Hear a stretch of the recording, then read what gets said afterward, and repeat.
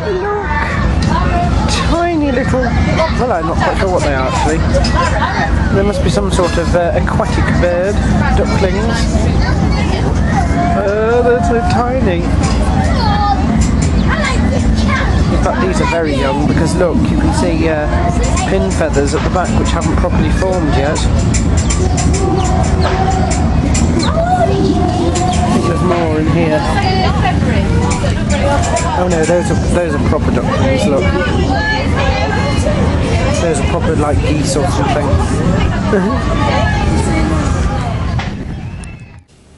Welcome to my weekly blog, and this week I can tell you that whilst not perfect, my week has certainly been far better than the last couple of weeks.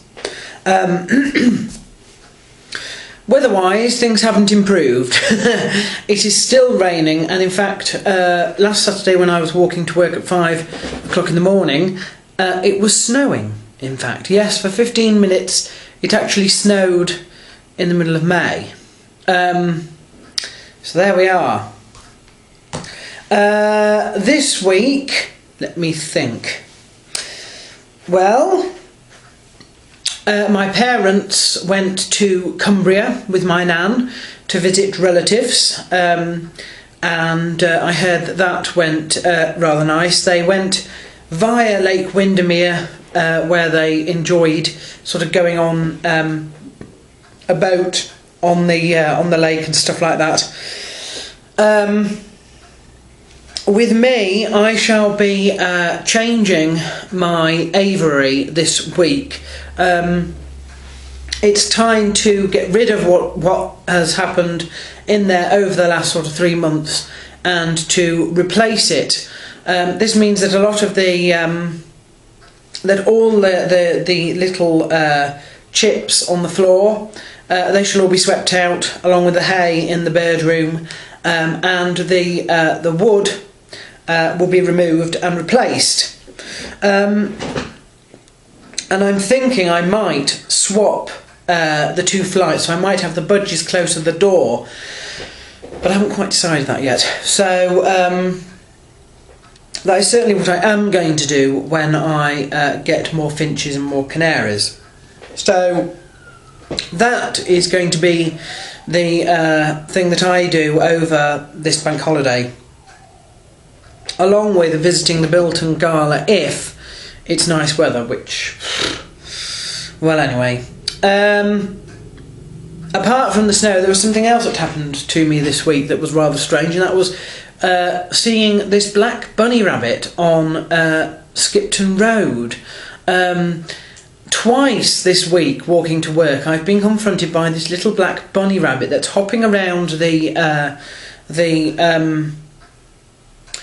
pavement near a place called Skipton Court, and it's obviously not wild because I've never seen that sort of colour wild.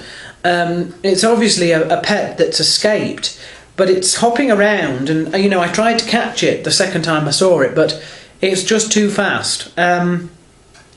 So I hope that gets reclaimed before it gets squashed on Skipton Road.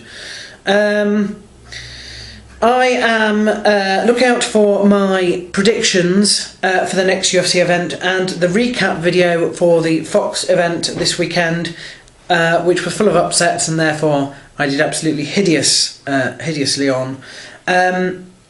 In terms of the war with British Gas, this week I have been compiling my evidence for my case against them, and I'm hoping now that in this next week I shall be able to send an email to, it's bound to be a Dropbox, but the email of the CEO of the company, and send in a formal complaint to their complaints department by writing.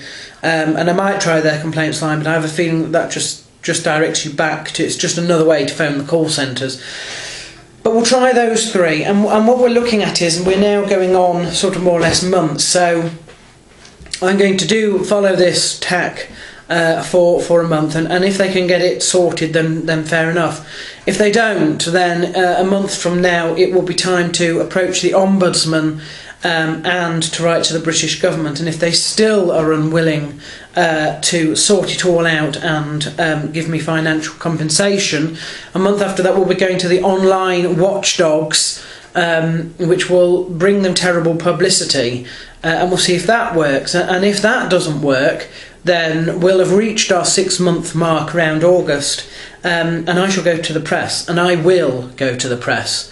And I will also ask other people through the press who have encountered this problem before, because I very, very much doubt that this is something that I am suffering on my own.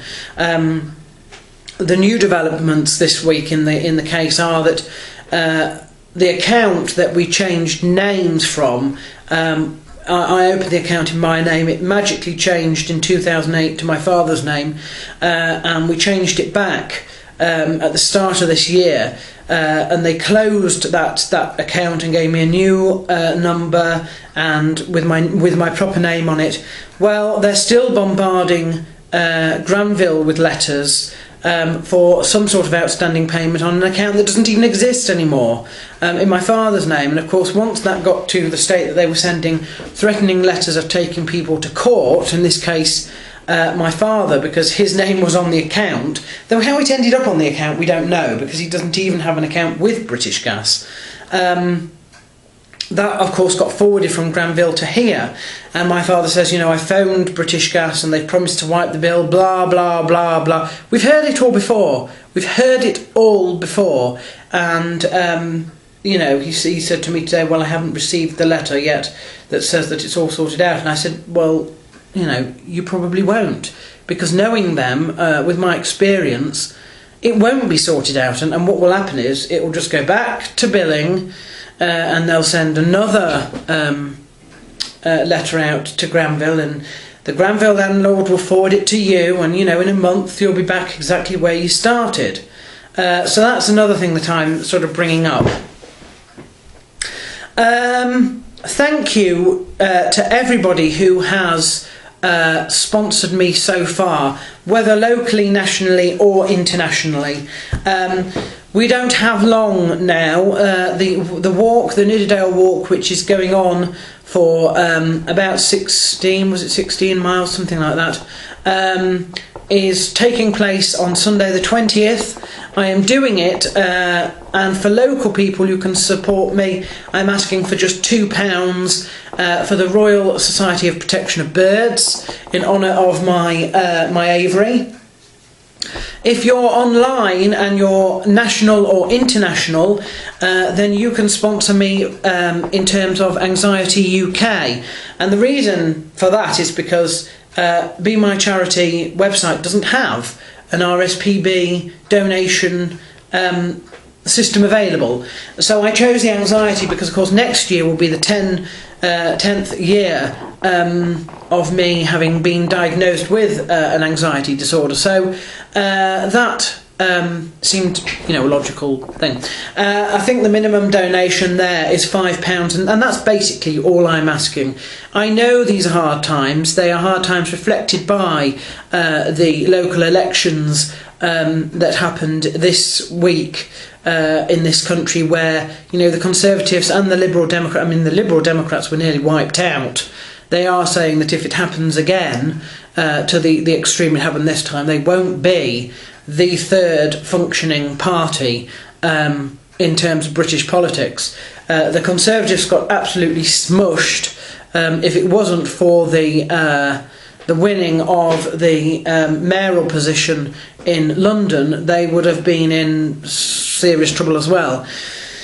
You know, Labour have done very well, but that's not because they've gained a lot of support, I don't think. I think it's because most people, most Conservatives can't support the Conservatives, and they're supporting independents, or they're not voting at all.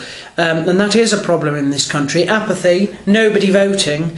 I do think that it should be a legal requirement. And don't you dare complain if you don't like the state of politics and you have not cast your vote. However pointless you might think, it gives you the right to complain and moan. Don't use your vote and you have no right.